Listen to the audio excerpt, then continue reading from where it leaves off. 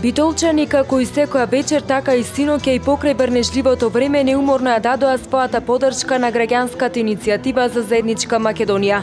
Тие уште еднаш порачаа дека не сакаат двојазична и бинационална држава и председател на собранието избран на нелегитимен начин и надвор од деловникот на собранието и побара отфрлање на тиранската платформа, зачувување на унитарниот карактер на државата и избори со кои, како што велат, ќе се реши кризата која подолг период владее во Македонија. Ние постојано доаѓаме и народот и секаде и во секојдневните разговори сите го мислат тоа дека изборите се единственото решение.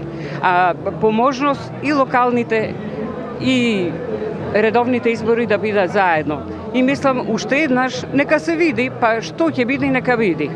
Мислам дека изборите се најголемото решение и најправедното. Од граѓанската иницијатива за заедничка Македонија порачуваат дека остануваат на бедемот и бараат спроведување на пописи нови парламентарни избори, на кои избирачите ќе имаат можност да се изјаснат за тиранската платформа.